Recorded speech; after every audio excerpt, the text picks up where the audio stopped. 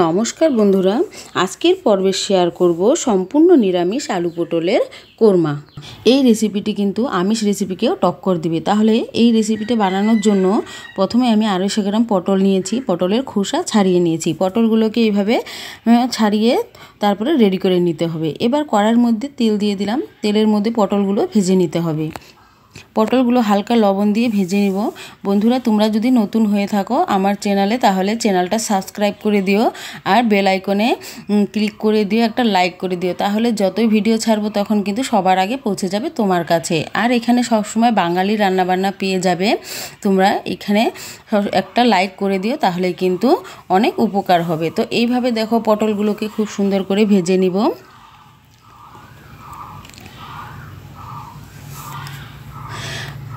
এই রেসিপিটা একবার হলো তোমরা বানিয়ে দেখতে পারো, খেতে কিন্তু ভীষণ ভালো হয়। একদম আমিষ রেসিপি টক্কর দিতে পারবে এই রেসিপিটা। তো তোমরা নিরামিষের দিনে এই রেসিপি একবার হলো করে দেখো। এবার আলুটাকে ভেজে নিব। আলুটা এইভাবে খুব সুন্দর করে ভেজে নিতে হবে। সামান্য লবণ দিয়ে আমি আলুটাকেও ভেজে নিব।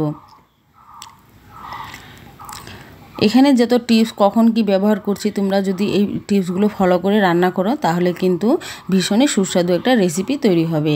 এর জন্য মশলা আমি রেডি করছি। এখানে 1/2 টেবিল স্পুন জিরের গুঁড়ো, 1/2 টেবিল স্পুন ধনের গুঁড়ো আর 1/2 টেবিল স্পুন লঙ্কার গুঁড়ো আর আদা বাটা দিয়ে দিলাম 1 টেবিল স্পুন। এবার জল দিয়ে মশলাটা খুব ভালোভাবে গুলে নিব। এইভাবে মশলাটা গুলে নেওয়ার পর তারপর কিন্তু আলুটা আমি নামিয়ে নেব। আলু এদিকে ভাজা হয়ে গিয়েছে।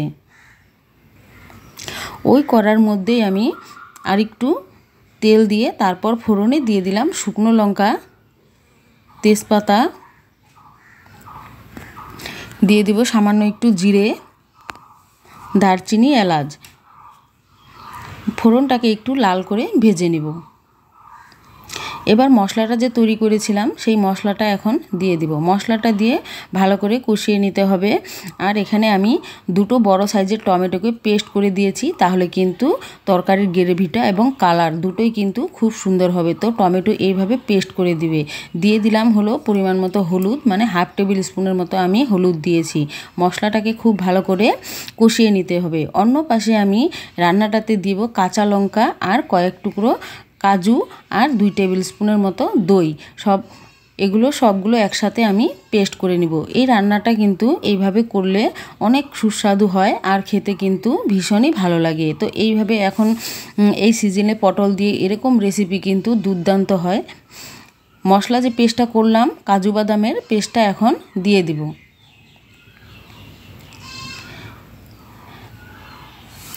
বাটিটা ধুয়ে অল্প জল দিয়ে দিলাম। তারপর কিন্তু মশলাটা খুব ভালো করে কষিয়ে নিব, তাহলে এর কাঁচা গন্ধটা থাকবে না। আর মশলা যত ভালো করে কষানো হবে তরকারিটা খেতেও কিন্তু ভীষণ ভালো হবে।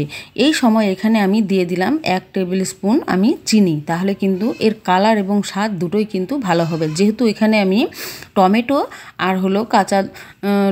আর হলো দই দিয়েছি, তাহলে টকের পরিমাণটা কিন্তু বেশি হবে। তার জন্য তোমাকে অবশ্যই চিনি দিলে তাহলে কিন্তু স্বাদের পরিমাণটা খুব ভালো হবে, মানে স্বাদের ব্যালেন্স হবে। তো এইভাবে খুব সুন্দর করে কষিয়ে নিতে হবে। এবার আলু আর পটলগুলো যে ভেজে নিয়েছি, আলু আর পটলগুলো দিয়ে দিচ্ছি। আলু আর পটল দিয়ে আরও কিছুক্ষণ খুব ভালো করে কষিয়ে নিতে হবে।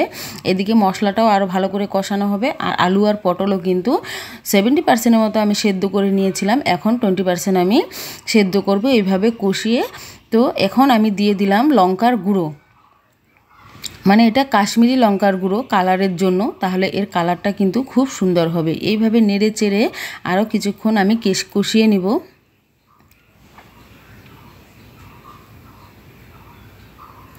তারপর এখানে আমি দিয়ে দিলাম গরম জল। তোমরা অবশ্যই এখানে গরম জল দিবে। রান্নায় কিন্তু গরম জল দিলে তরকারির স্বাদ কিন্তু দ্বিগুণ হয়। তো অবশ্যই তোমরা গরম জলটা ব্যবহার করবে। এবার নেড়ে চেড়ে কিন্তু ঢেকে দিতে হবে, তাহলে সেদ্ধ হবে তাড়াতাড়ি। তো এইভাবে নেড়ে চেড়ে দিয়ে তারপর আমি ঢেকে দিব। দেখো ঢাকা উঠিয়ে এখানে আমি ঢেকে রেখেছিলাম 2 মিনিটের মতো। তারপর ঢাকা উঠিয়ে নেড়ে নিচ্ছি।